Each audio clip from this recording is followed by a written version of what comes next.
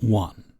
In the summer of 2022, I decided to take summer classes at my university during this season so that I could complete some of my course credits early. I took U.S. History 1 as one of these classes. During this class, one of the projects that my professor assigned me was to go to any historical site in Tennessee where my uni is, and write a report about it and its historical significance. Coincidentally, I saw online that there was a previous fortress from the Civil War that was renovated into a local park around 15 minutes away from my university. This was perfect for me because it meant I could just go after my class ended and get this project started early, so I went. At this park everything was normal. I had normal things like a playground and some walking trails, and around the trails were some informational signposts about the war and how the fortress was utilized during that time. In the back of my mind, I was consciously aware of the fact that there were likely spirits around from that time. I didn't close myself off to this and try to not feel fearful of this feeling. In fact, I feel like I opened myself up to anything I could have experienced. Anyways, I walked around, took a few pictures. I didn't see or feel anything strange, so I gathered all the information I needed and went home after. I think it was either that night or the night after this day that I first experienced something strange. As I was trying to sleep, I felt like I heard a name pop into my head. It wasn't a normal name to me either because it sounded very old-timey and, bluntly, white. I'm not white, so I don't have family members who would use this name. I actually didn't pay attention to this and just went to sleep without researching it because I don't even know. I just didn't care enough to look into it because I thought it was strange enough that I thought of this random name. Anyways, I woke up the next morning and remembered this weird-sounding name, so I googled it out of curiosity. It turns out that this name that I heard, Clark Corbin, belonged to Henry Clark Corbin, who was a general at the Battle of Nashville, 1864, in Tennessee, for the Union side against the Confederacy. Thank God. I mentioned earlier that at the park there were informational signposts of the Civil War, but I never saw his name on any of them. There were other names on them, but not his when I rechecked if I just saw his name in passing, and that's how I thought of him. There was no info about him anywhere, which is why I think this was a spirit who contacted me. Whether it was General Corbin himself, or a private underneath him, that was looking for him I don't know, but regardless, it was a really cool and a bit spooky experience that added a lot of fun for me to my U.S. history class and project. I even told my professor about what happened, and she seemed fascinated by it, wishing she could experience something like it herself. I don't blame her because I'm a history nerd too, but I am lucky that this was a positive experience and nothing frightening, like some of my friends and family have experienced. I think Mr. Corbin just wanted to be remembered, and he definitely gave me something to remember for life. 2. I am 29 years old, and this happened when I was about 10. It does need some backstory because my childhood was very paranormal-centric in a way. My mom and I have always been horror movie fans. I can't even remember far enough back to a time when I didn't like horror. We also live in Jacksonville, Florida, which is about a 45-minute drive from St. Augustine, the oldest city in the U.S. and probably also the most haunted. All of this naturally progressed into us becoming very interested in the paranormal, so much so that my parents formed a ghost hunting team when I was about 9. I wasn't allowed on the big investigations, but I was allowed to see some really cool places. One house we used to go to often was in Blackshear, Georgia, and the family there became lifelong friends when they moved to Kentucky. They even got an episode on Dead Files. I have so many great memories from those days that I'll probably never forget. One of the scary memories is one I'll also never forget. My parents and I went on a trip to California because my dad had to go for work and we all went. When he was doing his meetings, my mom and I visited Disneyland, and it felt like a fun vacation. One evening during that trip, the three of us went on a ghost tour at the Queen Mary. I don't remember much of that tour because it was a little boring. Mostly the tour guide doing knock once for yes, two for no kinds of questions in haunted areas. The stories were fascinating, and the energy there was extremely sad and oppressing for me. One of the stops on the tour was the first-class swimming pool and its attached dressing room, which essentially just looked like a public bathroom with stalls and no doors. This area had the worst energy of the whole trip, but there was supposedly some kind of mean trickster spirit that hung around there. I think I experienced that spirit when we were there. We were in the dressing room, and the tour guide decided to try something. She had one person go into each of the stalls of the dressing room, and she told everyone to turn off all flashlights and cameras and just sit there and see what might happen. As soon as the room went black, within a few seconds something grabbed my upper arm and exhaled into my ear. I felt the warmth. It scared me to death, pun intended. So much so that I immediately yelled and came running out as the lights were turned back on, and I actually cried for my mommy. I've heard recently that around that time is when they blocked off that area and stopped doing tours there as well. While I don't think something that happened to me would have caused it, I can't help wondering if either it was my experience that made them stop the tours there, or something like that happened to others and they decided to close it up for safety reasons. I know this has stuck with me even today. I watch a lot of paranormal investigators on YouTube, and I watched one where someone was able to get into the first-class pool, and I could feel that energy again. It felt like I almost had a panic attack. 3. 5 or 6 years ago, I had a really strange encounter as a teen that I have never been able to explain or make sense of. If anyone has any reasonable explanations for this story, please comment below. Background. This story takes place in Raleigh, North Carolina. There is a nature reserve area near my old neighborhood that I used to frequent with friends that became an unofficial hangout and smoke spot.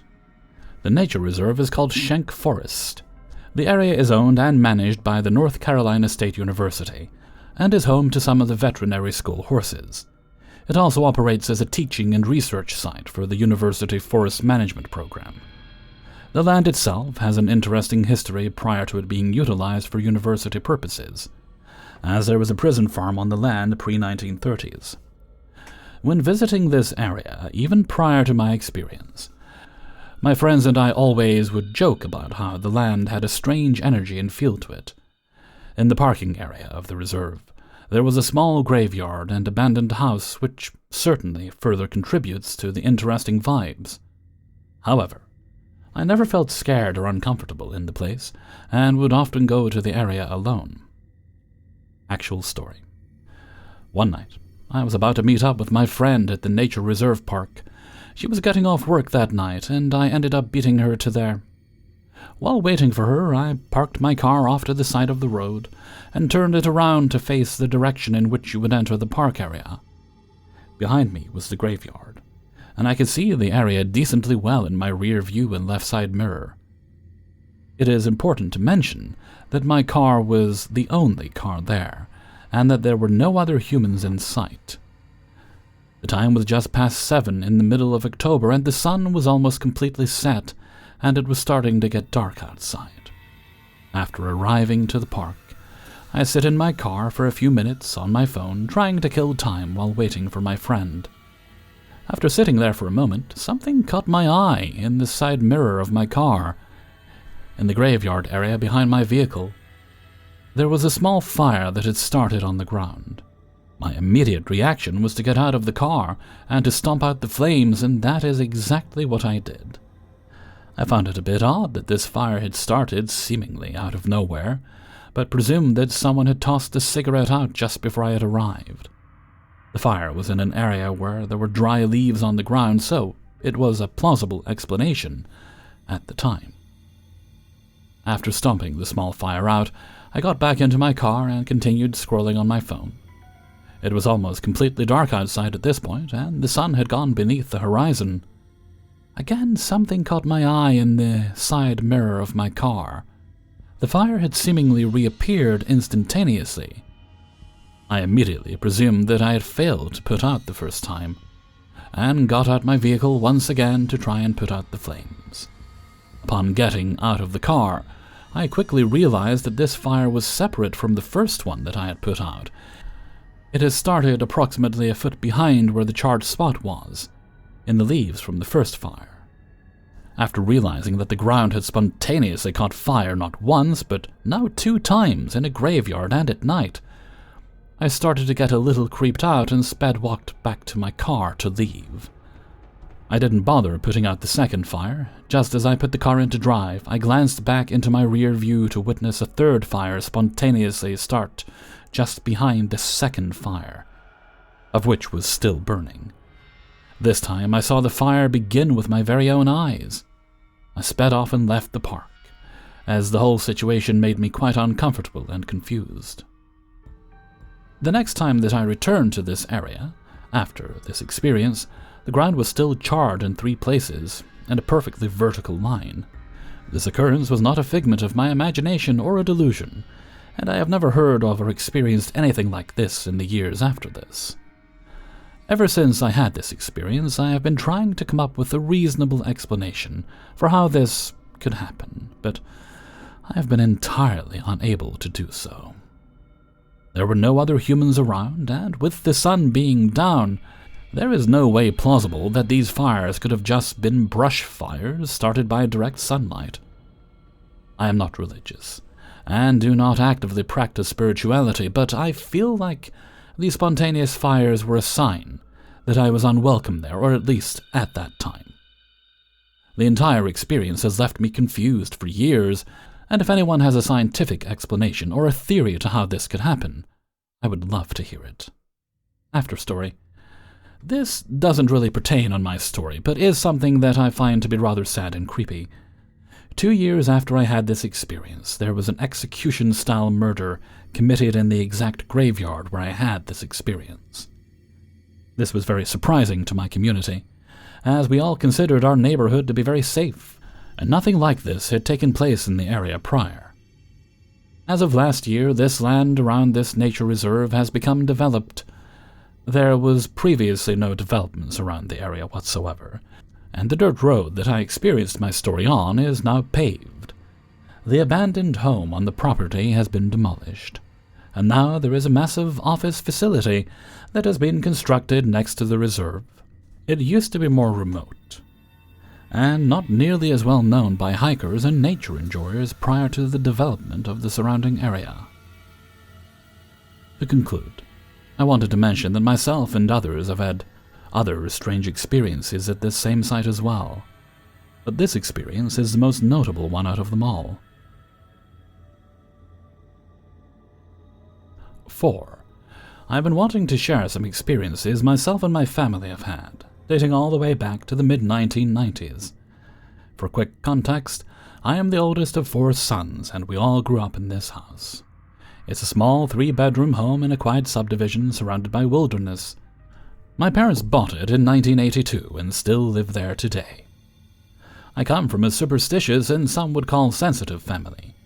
Most of us seem to be in tune with our sensory perception.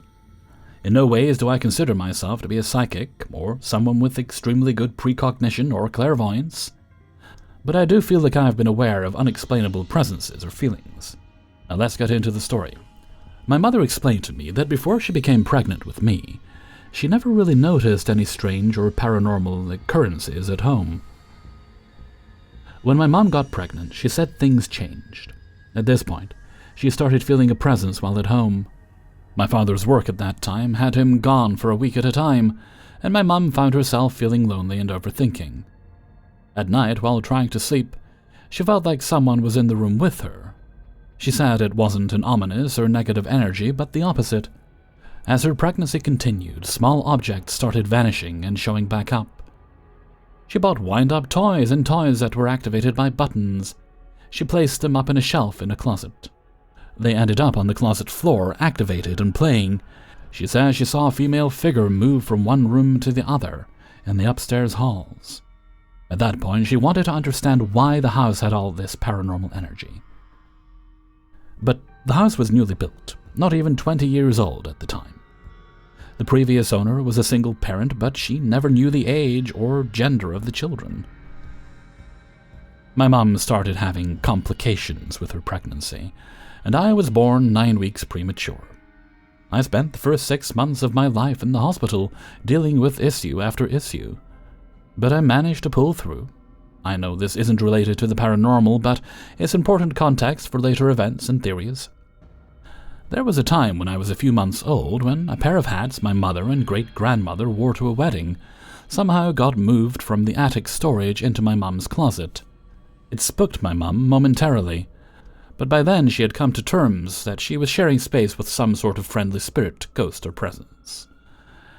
These things didn't bother her too much, but beside that point, not too much else happened. One of the strangest but powerful things that happened in my childhood home took place when I was still very young. You see, even though I was 8 months old, I still couldn't roll myself over very well or sit up. Embarrassing? Sure, but what could I do? I was just a baby. Anyways, my mom was home alone again with me. She put me down for a nap and went to lay down in her bedroom across the hall. She was quite tired, so sleep took over quickly. She says that she had a vivid dream.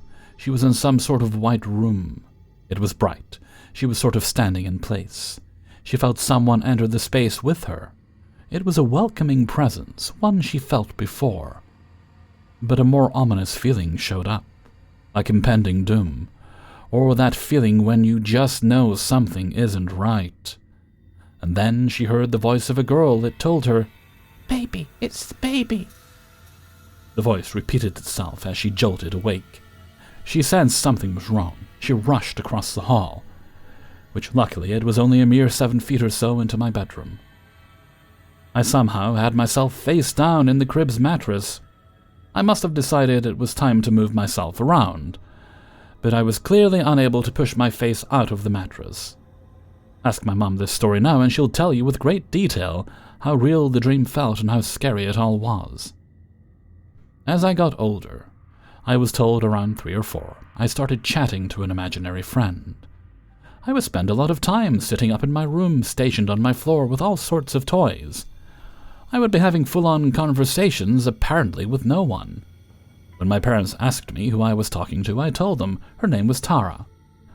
I told them she was a little girl, a bit older than me. I said she was nice. I didn't let this up for years, I've been told.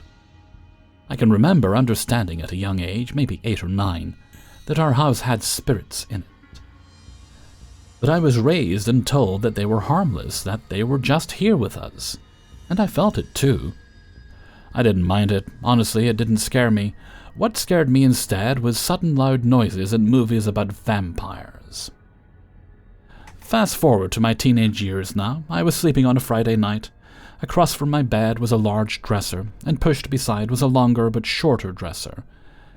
It was tall and sturdy enough that a young person could hop up on it and sit. I remember coming out of a strange dream, and I started to wake up. I opened my eyes, and they were met with someone else's gaze. It was a young girl, dark-haired, clothes that looked like they were from the decades prior. She was sat up in my dresser, looking at me. I jumped out of my skin, because honestly, who expects that? Now, was she scary looking? No. I believe it was Tara. I've seen her a few other times, or possibly another female spirit. I come home to visit my parents, and at times I get the same intense feeling. It's very hard to explain. It's just like I know that one of these spirits are around, and they're welcoming me back. I'll walk into the house, especially if I'm the first to arrive home, and the whole feel of my surroundings change. It's hard to explain. But I have come to learn it's the type of feeling I get when Tara must be around. When I'm spending time alone at the house, especially downstairs in the basement, I'll see a dark female figure move across the back of the room, the shape of the body reflecting off the glass paneling of my parents' bar. It'll move into the laundry room and disappear. I've seen it in reflections of windows upstairs, standing in various spots around the home, as if they're just sharing the space with me, as if they're just trying to say hi. I'm older now.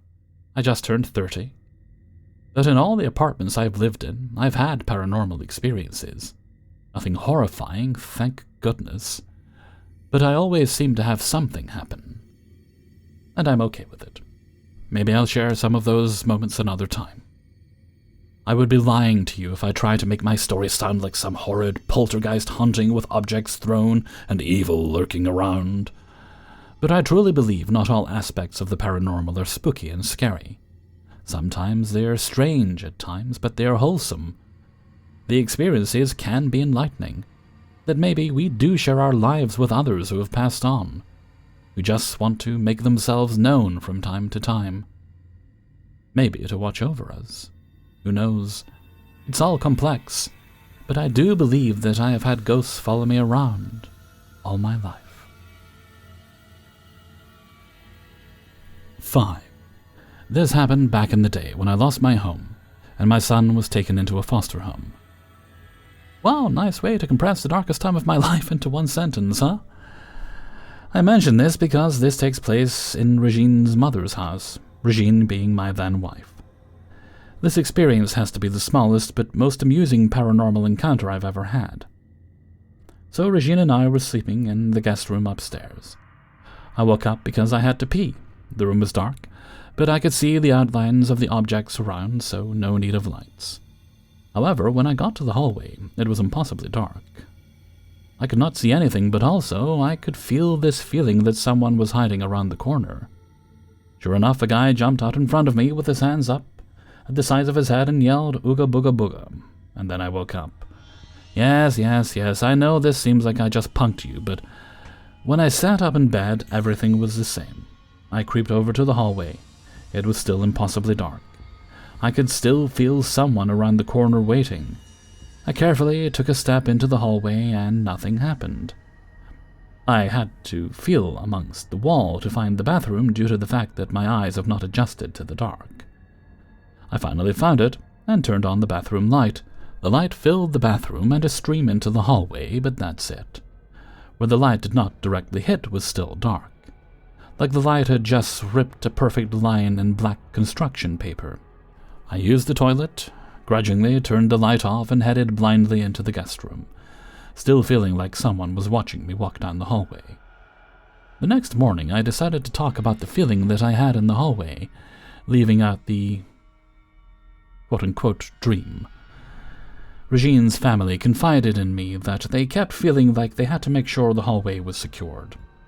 Her brother even told me he keeps feeling like someone broke into the house via the stairway window. The most ridiculous idea came to me, and I laughed out loud. I had to explain the dream I had that felt real. So from what was discussed and what I witnessed, I came up with this serial scarer. This person would break into random homes, wait for someone to wake up to use the restroom, jump scare them, and then run off. Was this a paranormal encounter? Maybe. I cannot ignore that multiple people had a feeling that someone was hiding in the hallway upstairs. Did I dream the guy scaring me? Maybe. But I feel that this guy was there. Whether he was a spirit that did scare me, or I saw what he wanted to do in a dream, I think he was there, waiting around the corner, wishing he could be seen and heard by someone, so he can jump out and scream. Boo. Hey everybody, Hellfreezer here, and thank you very much for listening to Paranormal Stories, episode 364. And thank you very much to everybody who allowed me to use and sent in stories for use in this video. Before you go, do hit that like button. If you find you'd like early access to these videos, then you can support me on my Patreon, which is linked in the description. You do that for as little as $1 or more a month. You'll also find a link to the Hellfreezer Teespring merchandise store. And if you enjoyed today's video, leave a tip. You can do that by clicking on the heart with a $sign in the middle. But you don't have to do that, although I appreciate it if you do. Okay. No other bits and bobs today, I don't think. No shoutouts or anything like that? No, I think we're all good. So let's move right along to Hellfreezer's question of the day. And today's question is... And today's question comes from Railuge on the Discord. He also wrote the last story you just heard. And the question is, what product were you excited for that wound up disappointing you? I don't think I'm allowed to say life, so let's pick another answer for me. 2 out of 5 stars, would not buy again. Okay, let's see. Oh, that one's easy. Right. When I stream, I've got a ring light. It's a telescopic ring light. It's meant to stand up straight, and I can set it wherever I want, and it's all good. Except it doesn't do that. It doesn't lock in place. It leans over. It has fallen over during streams. I've also got a smaller stand that does stand better, but it's also got a habit of popping the phone out.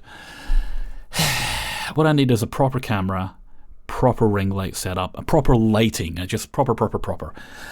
I have a literal list of things. Okay, anyway, that's my answer, so why don't you pop yours in a comment below. And before we go, let's have the answer of the day from previous video. And this comes from Paranormal Stories, episode 362, and this was in relation to Did You Ride the School Bus as a Kid? And today's answer comes from Nikki, 1028. I grew up in a small rural community where I lived about 5 kilometers away from my first school, grades primary to 5, and 15 kilometers away for the rest of my school days, grades 6 to 12. So I always rode the school bus. I didn't mind it most of the time, especially since it stopped for me right at my driveway. Thank you very much for your answer, Nikki. Okay, with that, I'm gonna head off for now. I think I'm having grilled cheese and tomato soup for dinner tonight. I had a craving. And with that, I'm gonna head off for now. So until next time, thank you very much for listening, and take very good care of yourselves.